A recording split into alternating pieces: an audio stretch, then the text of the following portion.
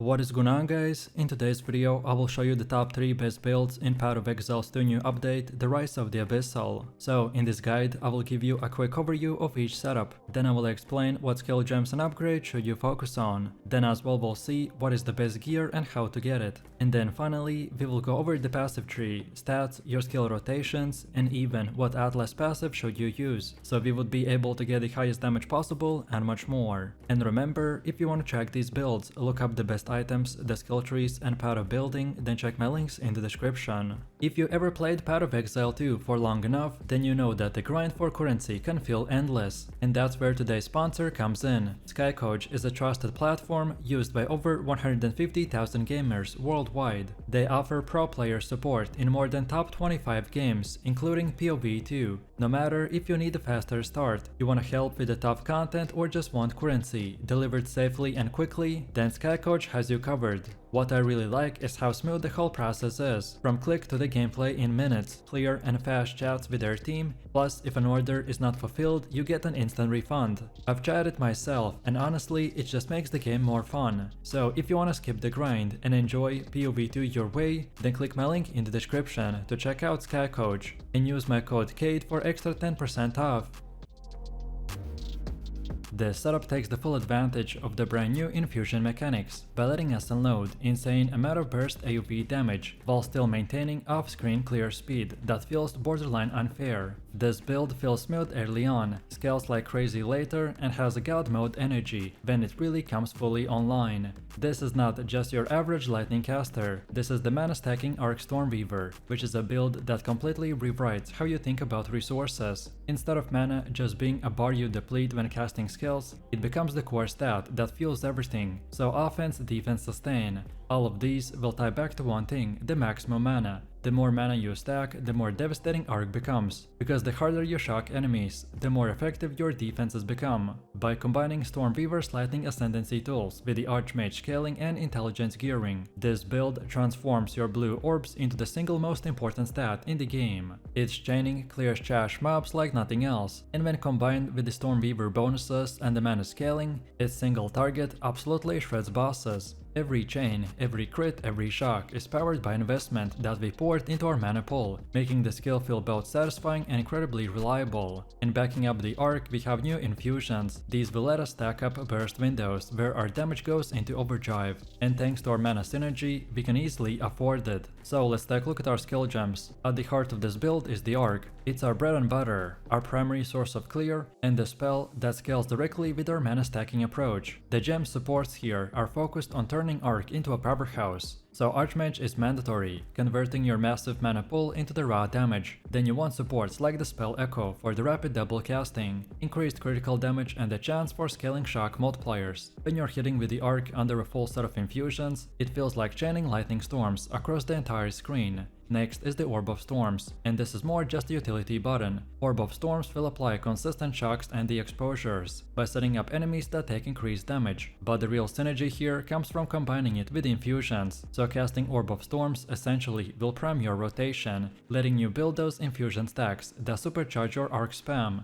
You just need to place it down before every big fight and watch it boost your damage. Then next we got Mana Tempest, which is a crucial sustain skill. This one keeps your resources topped off and ensures that even in extended fights, you never feel starved for the mana. It creates those burst windows where you can spam arc relentlessly without worrying. You'll learn to time it with your Orb of Storms and the Sigil of Power for the maximum effect. Speaking of which, the Sigil of Power is another gem that fits seamlessly into this build. It gives you an area of strength to fight inside, both by increasing your lightning damage and providing a layer of protection against heavy hits. You can drop it for the bosses or dangerous rares, and it turns those fights into controlled battlegrounds, where you're the one dictating the pace. Now let's talk about the passive tree. The essential psychology here is simple. Stack as much mana as possible, and then let every part of the build flow from that. Nodes that increase maximum mana, both flat and percentage based, are your top priority. Intelligence nodes are also highly valuable, as they boost mana while helping to meet the gem requirements. Once Foundation is in place, you can branch into spell damage, lightning penetration, and the shock effect nodes. These will ensure that the arc feels deadly in both mapping and bossing. Shock effect in particular is critical because the Stormweaver's Ascendancy passives will reward you heavily for applying and scaling shock. The more consistently and powerfully you can shock, the more everything else will snowball. Cast speed is another core investment, because you're spamming arc continuously. More cast speed not only makes the build smoother, but also increases the EPS by letting you fit more casts into each infusion windows. Then on defensive side, the tree grabs key nodes for the Mind over Matter and the Eldritch Battery by converting mana into effective mitigation. Life and energy shield clusters are also picked up with efficiency, but our true defense comes from regeneration and recovery scaling. Mana recovery nodes ensure that even after big hits or heavy casting, your resource pool will snap back instantly, letting you keep casting and surviving. Then for cluster jewels and extensions, you want to look for curse effectiveness, lightning area of effect, and mana recovery bonuses. These reinforce both the offense and sustain, keeping your build running at a peak power during extended fights. Now let's move into the gear. The number one rule is to stack mana everywhere where you can. Every piece of gear is an opportunity to push your pool higher, and every roll of flat or percentage increased mana will directly scale your damage and survivability. For your helmet, the best in slot is the Aviana Tiara, ideally rolled with high flat mana, intelligence, and resistances. Then for your offhand, the Sacred Focus is incredible, by amplifying the spell damage while also giving you room to scale mana-based defenses. Then for gloves, go with the Maligori's Virtuosity. The crit scaling here is huge, and it ties perfectly into the build shock mechanics. Then for boots, we should get the Bangled Sandals, again to prioritize mana, movement speed, and resistances. Then your body armor is the Altar Robe, which is chosen for its mana scaling potential and defensive flexibility. The belt is also absolutely non-negotiable, which is the Darkness Enthroned. Into this, you also want to socket the Tain Granel's Rune of Mastery, or increased shock magnitude. This interaction is one of the biggest power spikes in the build, and you will feel the difference immediately. Make sure that your version of the belt also allows glove sockets so you can maximize customization. Then for rings, we want one with a topaz ring and one with a ruby ring, each one rolled with a flat mana, resistances, and ideally intelligence. These will cover your defenses while scaling damage. And then finally for the amulet, we have the Lunar Amulet. Here you want +1 to all lightning or spell gems, alongside flat mana, intelligence, and the maximum life. Then anointing this with a shock related passives or the lightning damage is a cherry on top. Overall, yes, the gearing path is demanding, but every upgrade feels monumental. By the time that you're stacking multiple high mana rolls across your gear, the damage and sustain will be to insane levels. And now finally, let's see how to actually play this build. From Act 3 and onwards, once you pick up the Mana Tempest, you will feel the core loop come online. The rotation for the bosses is straightforward but immensely satisfying. So you drop the Sigil of Power to set up your arena, then apply elemental weaknesses for the cursed multipliers, then cast Orb of Storms twice to stack your infusions, then pop the Mana Tempest to flood your mana recovery, and then unleash the arc spam until infusions expire, then rinse and repeat and watch the bosses melt under consistent shock chains. Then for general mapping, it's even simpler. Just pop the Mana Tempest, cast arcs, and let the chains do all the work. Most monsters won't even reach you before the lightning erases them. In denser content like the Legion or Delirium, you'll find the more monsters they are, the faster they vanish. It's that kind of a scaling that feels more OP the bigger the fight gets. And then defensively, we are constantly covered by the mana pool acting as a shield. Convalescence will give us sustain, while Eldritch Battery and Mind over Matter mean that you always have casting power even if you take a bit of a hit. Keep the Orb of Storms rolling for the shock and infusions, and your survivability will feel much better than a traditional sorceress build. This build has quickly become one of my most favorite ones, because it manages to combine the speed and the rhythm of a melee combat with the safety and explosiveness of the cold damage scaling. The backbone of this build is the Invoker's Ascendancy, which is absolutely the best fit for any type of player, but especially hardcore. The Meditate skill will allow us to stack an oversized energy shield pull by giving us a massive defensive buffer. Then lead me through the Grace Ascendancy will ramp up our spirit, which we channel directly into the Ghost Dance, Elemental Conflicts, Wind Dancer, and the Herald of the Ice. These will work in the background for crazy buffs. Then on the damage side, the Ascendancy nodes like I Am the Thunder and I Shall Rage are what pushes the setup from strong to downright godlike. They give us valuable scaling options and ramp up our damage multipliers in ways that feel instantly impactful the moment that you invest into them. With a solid staff in hand, most of your map clearing is completely easy. Then Shattering Palm, Herald with the Ice and the Frozen Spite will tear through the packs with near effortless speed. When you do encounter tankier rares or the bosses, then we shift into the gears, so you will lean into the Quarterstaff in the combination with the Aelith Shines to generate power charges and then transition into the Charge Staff and the Tempest Belt, and then let the Ice Strike handle the heavy lifting for the single target burst damage. Sustain is another highlight of this build. Right now you can run both, so Clarity 1 and Clarity 2 simultaneously, and the bonuses will stack. This provides enormous increase to mana regeneration. If you combine this with at least one mana leech affix on your rings and some additional flat mana rolls, then you will never find yourself starved for resources in the middle of combat, so you can basically do crazy amount of damage 24/7. So let's take a look at the skill gems. The Ice Strike itself is the centerpiece. Every swing will convert your melee attack into icy projectiles that fan outward, chilling and freezing enemies on the contact. This gives you the best of both worlds, so deadly single target pressure for bosses and wide screen control for clearing maps. To keep the tempo consistent, the Quarterstaff Strike will play a vital role. It fuels your charge generation and allows you to maintain a smooth rhythm of attacks. When paired with the Aelith Chimes, the Quarterstaff Strikes ensures that you're always primed to unleash the Charge Staff, or combine it with the Tempest Belt if the moment calls for it. The Shattering Palm then joins the setup as an additional cold damage source. It keeps the pressure on the enemies between Ice Strike volleys, and synergizes beautifully with the freeze mechanics by stacking damage while locking down the targets.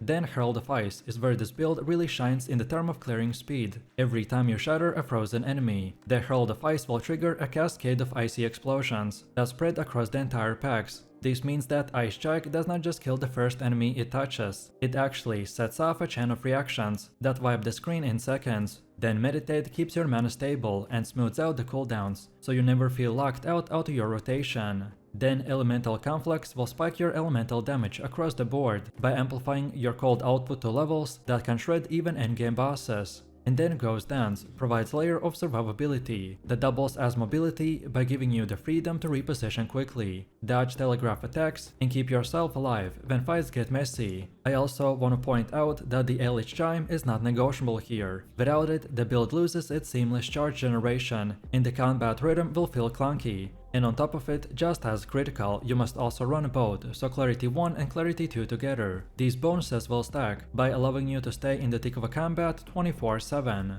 Then next up we have the passive tree, and for the Ice Strike Invoker it's deliberately structured to maximize cold scaling while stacking enough defensive mechanics to make even hardcore progression viable. The first and most obvious focus is on the cold specialization. You want to prioritize nodes that increase cold damage, penetration and the freeze chance. This gives your Ice Strike the power to both shred through the enemies and control them at the same time. Freezing enemies is one of the strongest defensive mechanics available, and this build really weaponizes it fully. Then our second focus is on the aerial scaling. Ice Strike projectiles and the Herald of Ice explosions both will benefit massively from increased AoV, so by investing into these nodes, you don't just deal more damage, you actually cover more ground with every attack, which makes your clear faster and more consistent. This is a crucial part of what makes this build feel so smooth to play. Then mana efficiency is another important choice, because we spam the Ice Strike constantly, so we want to go through the nodes that give us mana recovery and sustain nodes, and this is boosted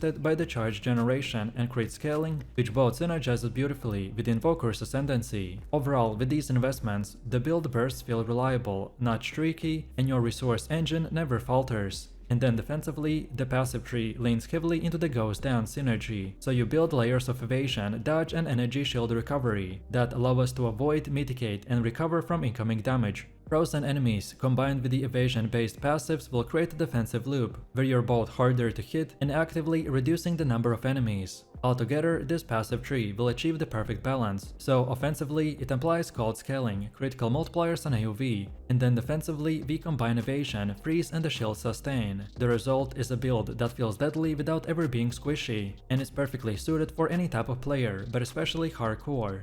Next, let's take a look at the gear, and here you just need to follow a very simple rule: stack survivability while also stacking staff-based damage. The first priority is capping your resistances at 75% across the board. Without that, you simply won't survive in the red maps. Once resistances are handled, then you want to focus on the energy shield, life, dexterity, physical damage scaling, evasion, and even attack speed. These are the stats that make your build OP, so your main hand weapon should be the Razor Quarterstaff. This is where the bulk of your damage comes from, so invest heavily in increased physical damage rolls, flat cold damage and critical multipliers. From there, your helmet Ancestral Tiara is the best option, thanks to its energy shield and evasion combination. Then the Falconer's Jacket is the armor of our choice, by offering a balanced package from survivability to the offense. Then the Sakema Sandals will provide the movement speed and resistances that you want on the boots, while the Breach and the Topaz Ring will handle the mana leech, flat mana scaling and defensive bonuses. Then the Lunar Amulet will offer cold scaling and the crit synergy, making it a natural fit for this setup. Then the Grim Gloves will stack attack speed and resistances, while Ingenuity Belt will ensure sustain and defensive stacks. Overall, every piece of this gear plays a role, and while the staff does the heavy lifting, it's the synergy across the rest of the kit that makes the build feel truly unshakable. And finally, don't forget about the anointment, and we wanna go with the Bestial Skin.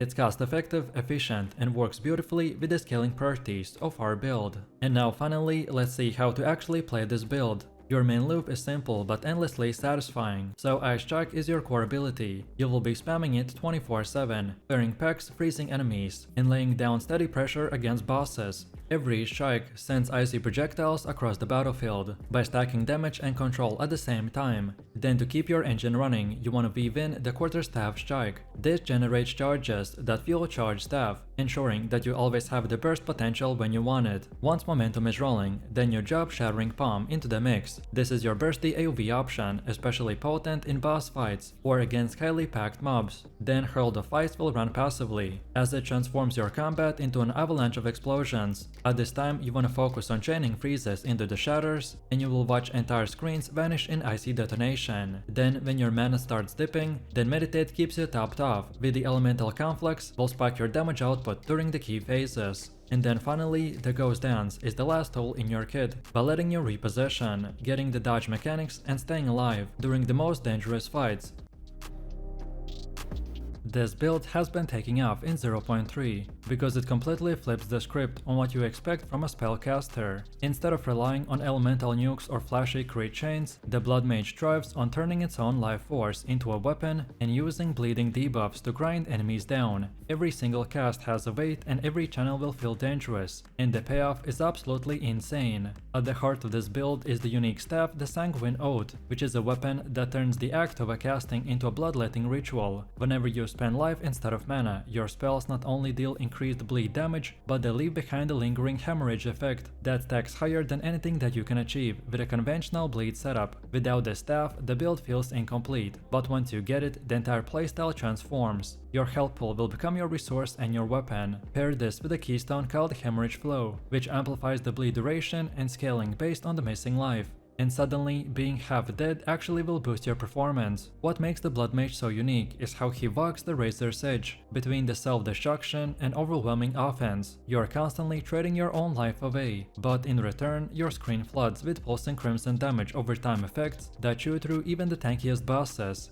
And this isn't a glass cannon build either, it's a bleeding engine that thrives in chaos. So let's take a look at the core of our build, which is the skill gems. At the center is the Blood Surge, which is our main bleeding skill. The Blood Surge is a channeling spell that consumes your life in a steady pulse, while stacking devastating bleed effects on every enemy caught in its wave. It's your bread and butter, and you want to roll it on packs, on bosses, and anything that dares to step near you. The Blood Surge will scale with both the spell power and the physical bleed multipliers, which makes it a dream build around. Next we got the Crimson Chains, which is a tether spell that lashes enemies together with the veins of the blood. Anytime you inflict bleed on the enemy, the chains will replace it across the entire group. This is where mapping gets wild. You lock down a pack, bleed one target, and instantly the whole group is hemorrhaging, as if they got caught in the same cut. The Crimson Chains also will give us insane clear speed, because the more monsters you group up, the more bleed it spreads. And then for sustain and survivability, we're leaning heavily on the Blood Offering. This ritualistic spell sacrifices a chunk of your life, but in return it grants you a massive damage boost, the bleed duration and the spell damage for a short window. And the best thing is that if Blood Offering kills any bleeding enemies, then you instantly recover a portion of the life you spent. It basically turns this mechanic into a self-fueling engine that keeps your cycle of casting alive. And then defensively, the core tools are the Bone Ward and the Camouflage Armor. Bone Ward is a barrier spell that absorbs a percentage of incoming physical hits by hardening your blood into the Skeletal Armor. And then Camouflage Armor is more thematic. It thickens your skin with a coolated blood by scaling directly with the amount of bleed damage you inflicted recently. The more enemies bleed, the harder you are to kill. And on top of that, utility gems like the Sanguine Dash will give us mobility, while synergizing perfectly with the bleed triggers. Every time you dash, you leave behind a trail of spattered blood that bleeds enemies who touch it. And then for bosses, you keep an Sanguinate Totem in your pocket. When you drop this totem, it echoes your bleed spells automatically by stacking additional hemorrhage effects while you focus on dodging mechanics. All of this comes together in a gem setup that feels more like a blood ritual than a normal rotation, so you're constantly juggling life, bleeding the room, and constantly being on the edge between insane power and dying. Next up we have our skill tree. The first cornerstone is the Hemorrhage Flow, which is a keystone that defines our damage scaling. It converts the missing life into the bleed duration and damage. What this means is that the lower you sit on your life pool, the more powerful your spells become. It rewards this risky playstyle between being low HP and unleashing insane amount of damage numbers. From there we invest into the 3 key paths. The first is life scaling. You want as much as maximum life as possible, not only for survivability, but because your life pool doubles as your mana pool and damage amplifier. Every cluster that gives you increased life regen and the life recovery from the spells is mandatory. Then the second path is the bleed and physical scaling. Nodes that increase physical damage over time, bleed duration, and bleeding effectiveness are your bread and butter. Unlike crit or elemental builds that chase multipliers, this path is all about stacking consistency and inevitability. Every cast you make will leave an enemy rotting, and those bleeds will keep ramping. Then the third path is defensive sustain and recovery. You'll want clusters that boost life leech, life on a kill and recovery rate. This ensures that the self-harm aspect of the casting will not spiral out of control. The Blood Mage thrives when it constantly trades life away and instantly regenerates it through the damage. By the time that your tree is complete, you will feel unkillable as long as you are casting, and enemies become your lifeline. Next up we have gear. Your absolute best in slot is the Sanguine Oath, which is a staff that enables the build. Nothing compares to it. It turns your self damage into scaling bleed multipliers and adds the signature hemorrhage effect. A corrupted version with a +1 to all spell gems is the dream scenario. Then for your helmet, the Veil of the Red Hunger is the go-to. It increases the bleed duration while also granting you life regen per bleeding enemy nearby. In dense maps, this essentially makes you immortal. Then chest armor should be a high armor base with resistances. If you can roll increased life as extra energy shield, then it's even better, as it adds another buffer for your self-damage cycle. Then for gloves you want percentage increased physical damage over time, and plus levels of sacred bleed gems. Then for boots you should prioritize movement speed, life, and the bleed immunity corruption if possible. Then your amulet base should be the Bloodstone Amulet, which inherently boosts the bleed scaling. Look for life, damage over time multipliers, and ideally a corruption that adds bleed deals damage faster. Then rings fill in resistances and life, but the dream mod is the bleeding you inflict deals damage faster. This single thing can drastically improve our boss DPS. Belts should be heavy leather with a flat life, bleed scaling, and the flask effectiveness. And don't forget about annoyance. On a budget, grab the Hemorrhage for consistent bleed scaling, but if you got more currency, then Sanguinary Pact will give you insane offense and sustain. And for pure damage, Exsanguination is the capstone anointment. And now finally, let's see how to actually play this build. Your rotation begins with the Crimson Chains. Lash enemies together so that every bleed will spread. Then channel the Blood Surge to stack hemorrhage on everything in a sight. Grab the Exsanguinate Totem on the bosses or tough rares, so it echoes your casts and doubles your bleed application. Then keep the Blood Offering rolling on a cooldown because it's your sustain and the damage steroid. Then defensively, combine the Bone Ward and the Camouflage Armor. These will give you the breathing room to stay in range and keep channeling. Use Sanguine Dash both for mobility and to leave behind the blood trails that push enemies chasing you. And then when mapping, the playstyle feels super chaotic and and simple. You dash into the packs, chain them together, bleed 1, and watch the whole group melt in seconds. Every explosion from the Scarlet Ritual will feel satisfying, and the sustained loop of killing bleeding enemies will mean that your life pool refills faster as you spend it. Against bosses, it's all about patience. You can't one-shot them instantly, but you suffocate them under the endless bleeds. The longer the fight goes on, the stronger you become, because Eternal Sanguine will guarantee sustain, and the hemorrhage flow will turn your missing life into the bonus damage.